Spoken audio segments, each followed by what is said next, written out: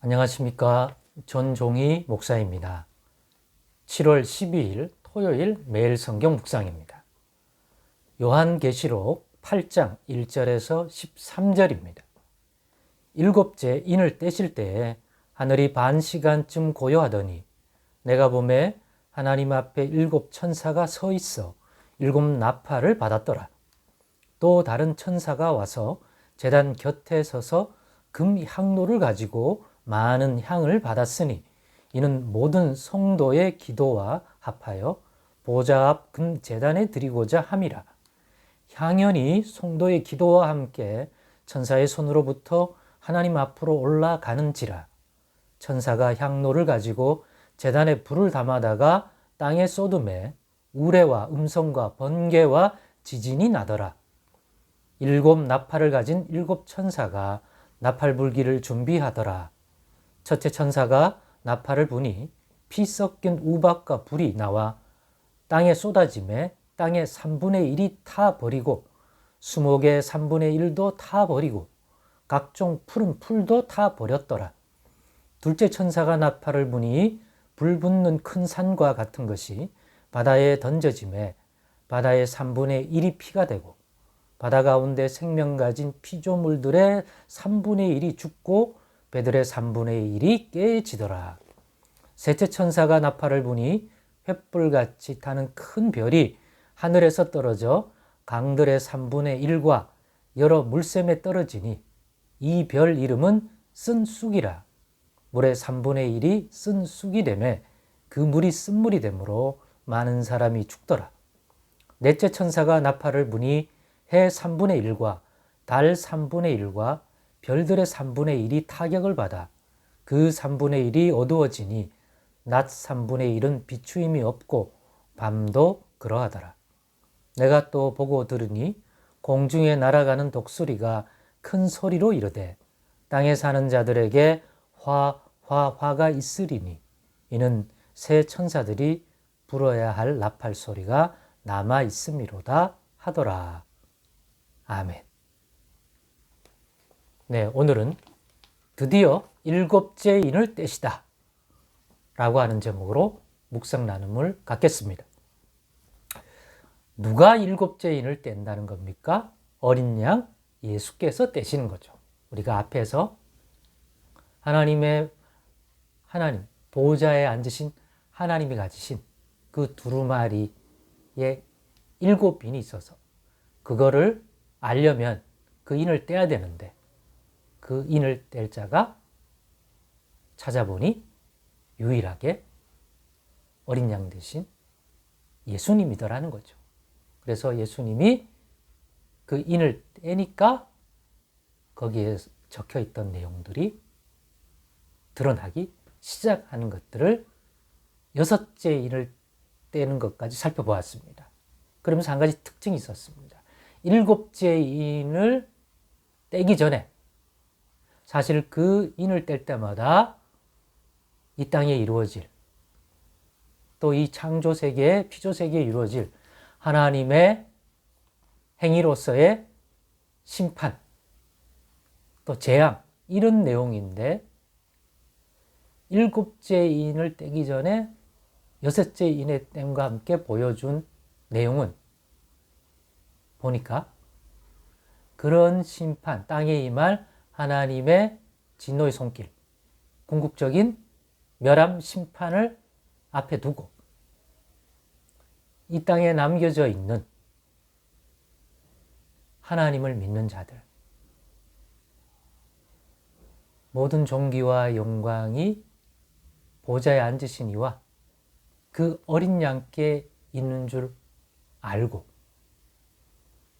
또한 그렇기 때문에 그런 자들을 어린 양의 피로 씻겨 그러한 심판에 처하지 않고 하나님 나라의 영원한 구원과 생명을 누릴 자로 삼으시기 위해 그들을 어린 양의 피로 씻겨 흰옷 입은 백성이 되게 한 자들이 있다는 것과 그들은 바로 어린 양이 그들의 목자가 되셔서 이끄신 자들이라는 것까지. 그래서 이런 인을 뗄 때마다 드러나는 그 심판이에서 그 멸망당하지 아니하고 구원 얻을 자들을 먼저 하나님께서 건져낸다. 구별하신다. 그들에게는 이 재앙이 미치지 않도록 한다. 그래서 그런 자들을 하나님이 아신다. 왜? 인치셨기 때문에. 그래서 인침받은, 그 구원에 인침받은 자들에 대한 이야기가 일곱째 인을 떼기 전에 먼저 소개된 것입니다. 바로 방금 얘기했던 이 어린 양 대신 예수님이 목자가 되신 사람이고, 또 그렇기 때문에 그들이 구원받을 흰옷 입은 백성 되기 위하여 스스로 흰옷이 아니라 어린 양의 피로 말미암아 씻어 희게 만든 그 옷을 입은 자들이더라. 인침을 받은 자들이, 앞으로도 인침받을 자들이, 구원의 인침. 그리고 그 사람들은 알더라.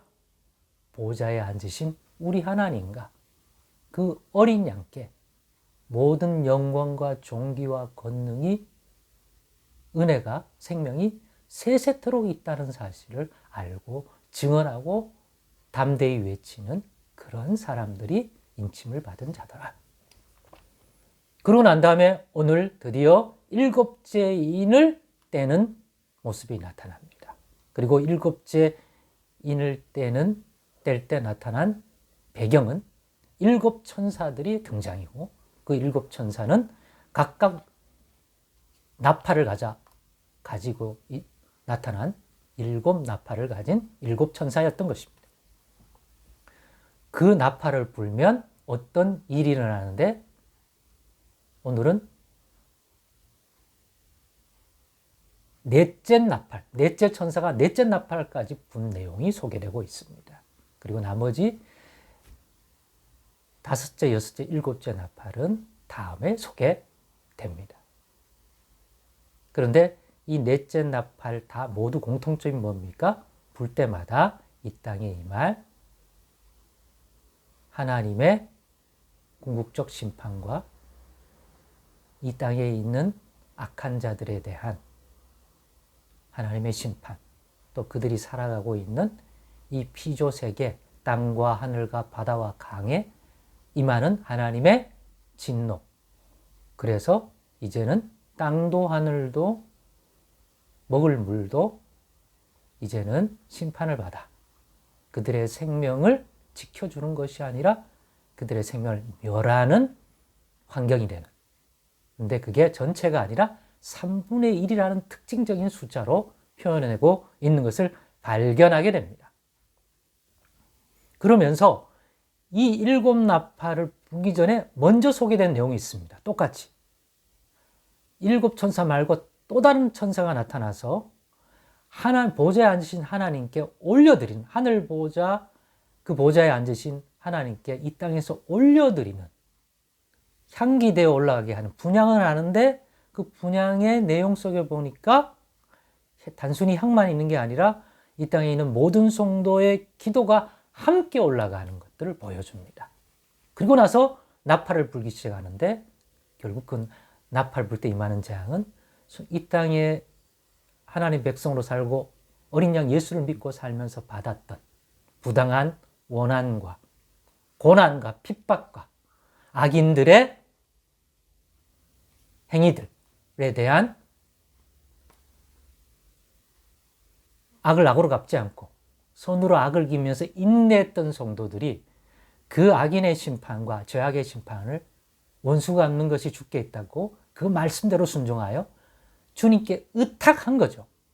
그러한 기도가 올라가고 거기에 보응된 심판이 때가 차면 이제 일곱 나팔을 불기 시작하면서 그 성도들의 원한을 갚아주는 것으로서의 심판의 개념이 형성되는 것 같습니다. 그래서 응답해 주는 거예요. 이걸 보면서 어떤 생각을 가집니까?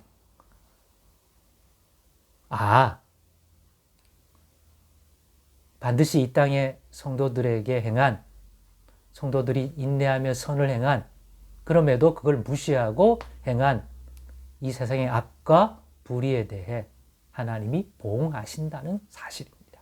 근데 그 보응을 우리에게 맡기지 않고 때가 차면 하나님이 궁극적으로 행하신다는 거죠. 그러므로 어린 양 예수님이 그랬던 것처럼 그런 십자가 지고 살라는 거죠. 그래서 그런 믿음의 순종과 인내를 가지고서 악으로 선을 이기는 삶을 살아가라는 것입니다. 그러면 때가 차면 이 나팔이 불리우고 그러면 그 고통 속에서 악을 악으로 갚지 않고 오히려 하나님께 이 보응된 심판을 의뢰한 그 기도가 향기되어 올라갔기 때문에 받은 즉 응답하신다는 겁니다. 저는 이 부분에 주목하고 싶습니다. 그리고 오늘도 악을 악으로 갚지 말고 예수 그리스도께서 우리의 악과 불의에 대하여 오랜 인내로 용서하여 우리에게 회개할 기회를 줘서 예수님 때문에 우리가 구원을 얻은 것처럼 어떤 이 땅의 악인들도 회개할 기회를 얻어 그 사람도 죄에서 악에서 구원 얻을 수 있도록 해주는 것 같이 우리도 그러한 것을 깨닫고 손으로 악을 이기는 삶을 인내로 예수님의 가르침과 하나님의 뜻 안에서 순종함의 모습으로 받도록 끝까지 살아가십시다. 충성되게. 그러면 하늘에 쌓인 그 보응된 심판이 때가 참에 이루어질 줄로 믿습니다. 그러니 허무한 인내와 허무한 선으로 악을 이기고 인내함이 아님을 꼭 깨닫는 우리의 그것이 참으로 의미 있는 행위라는 것들을 실제적인 행위라는 것들을 꼭 깨닫는 저와 여러분 되시길 바랍니다. 기도하겠습니다. 하나님 감사합니다. 오늘의 말씀 속에서 우리가 왜 인내하고 악을 악으로 갚지 않고 선을 행해야 하는지 더 깊이 이해하는 시간이 되게 해 주옵소서. 예수님의 이름으로 기도드리옵나이다. 아멘. 성령님 도와주옵소서.